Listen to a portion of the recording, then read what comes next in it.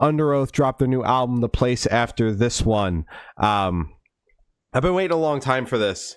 Been waiting a very long time for this. It feels like the singles have been slowly trickling out for a good amount of time now, and the album is finally here, and it's phenomenal. Can we talk about it for a second? I Okay. think that's the purpose of this segment. Of the review? Yeah. That can't be true. So, this record is fucking immaculate. So, I was never worried about, the album, but just because of the singles, they've kind of gone to either, the typical rock, or then they kind of go like this kind of like pop fusion or whatever. There was a part of me that was like, fuck, what if they're kind of going a little too crazy with this? But then I just had to continue to like remind myself it's Underoath we're talking about. This is kind of their thing, Mhm. where they don't really have like a genre. They just kind of do whatever the fuck they want and still make it a little heavy occasionally. So, going into the record, Generation No Surrender, Devil, Lost, Survivor's Guilt, immediately I was like, oh shit, so this is a heavy record with a little bit of pop twist, some techno shit in there. Awesome. But then about halfway through, it kind of loses the metal part of the metal pop techno mix, and it kind of just goes into kind of a rock section, but a lighter rock, where it's like, there's still guitars and, bass and drums, the core of it, but it gets like more of a pop format and more poppy elements, as I mentioned, with kind of just like pianos and twinkly bits and just kind of like a mishmash of that. So I think there's definitely like a direct and clear like line of where it goes from the heavy stuff that their typical fans would like to kind of their more experimental, this would be fun at a fucking show shit. So once I kind of got past that, and once I was able to kind of identify it, I was like, okay, this shit still fucks. It's just kind of like, I guess because it wasn't woven in, it was kind of just like a shock, I guess, Yeah. because it was a hard line from the metal to kind of the more pop leaning stuff. I still think it's fucking incredible. I think it's a great record. My personal favorites, I have them marked here. I fucking loved Devil. Devil is the second track off the record. It's heavy as shit. There's a great breakdown. It has a little bit of the twinkly moments in it. I think it's incredible. The second half of the record, I really liked Cannibal, even though I'm pretty sure that's the one where it gets a little lighter, which is good. Lighter meaning it's just not a heavy track. It's just kind of not the acoustic track. But obviously still very just a fucking hard left turn from the first half of the record. Outsider's a great closer. And also fuck, All the Love Is Gone is incredible, which was a single. And Then There Was Nothing is also really good, which is the halfway point for the record. All of that to say, I think the record's incredible. Big fan of Underoath. And I think this is fucking awesome. Big fan. Yeah. Mhm.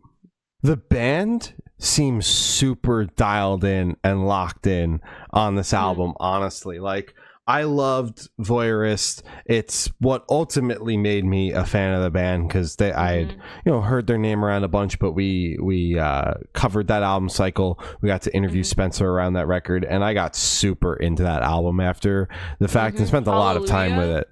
Yeah. Oof. Yeah. Um, but that album has a lot of atmospheric experimental moments on the record that make for like the first half of the album being like super in your face, and Mhm. then as the album kind of progresses, it gets kind of weird, which I Mhm. really like about it, and I think it fits the overall vibe, and like weirdly enough fits the cover art of the album, but could be a turnoff for certain people that just want to get pummeled. Mhm.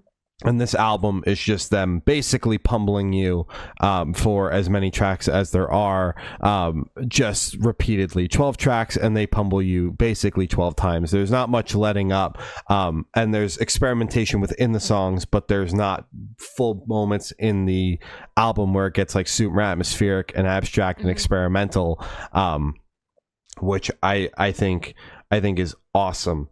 But they also like just public facing. They seem very excited to be touring this album, which is very exciting to see because they've had a tumultuous history as a band. So to see them all very excited about a body of work makes me as a fan excited to listen to the album. Like they even posted like a promo clip, to say that the album was out, and they were just like fucking around before, like backstage, and I was like, they're having a good time out there, which is super awesome to see.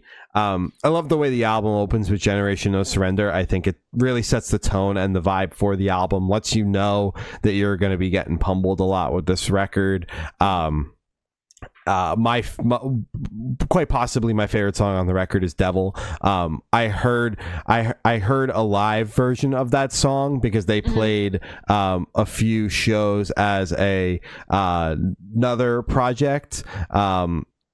They played the album like in full, secret? But they played it under a different project name. I love when bands do that shit. So like obviously you knew the singles, but they played as masked people.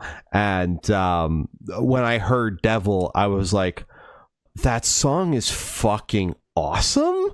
It's fucking nasty. Yeah, dude. It's so dope.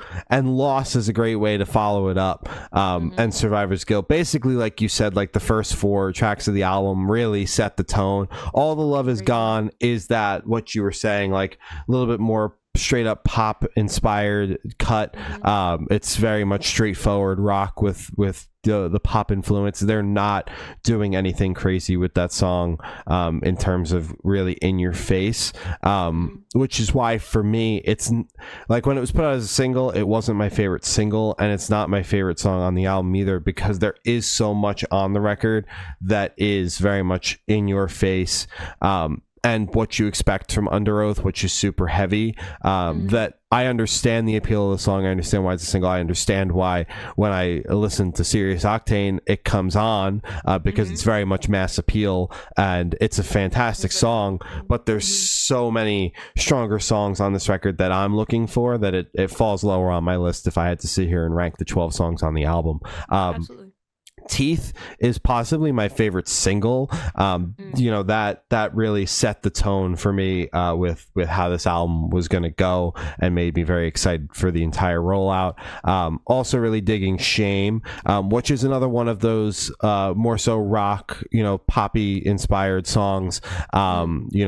Big chorus, pop inspired chorus, but I'm okay with that. I think the song is very strong.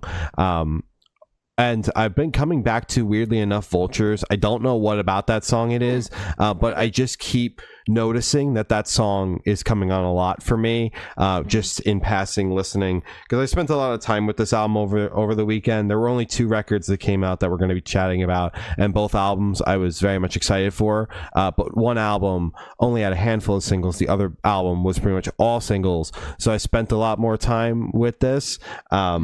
But yeah, I've just been really enjoying my time with this album, and wound up liking it a lot more than I thought I was going to, because although I thought the singles were strong, I think that this album and this era of the band stands a lot better as a full body of work versus the singles.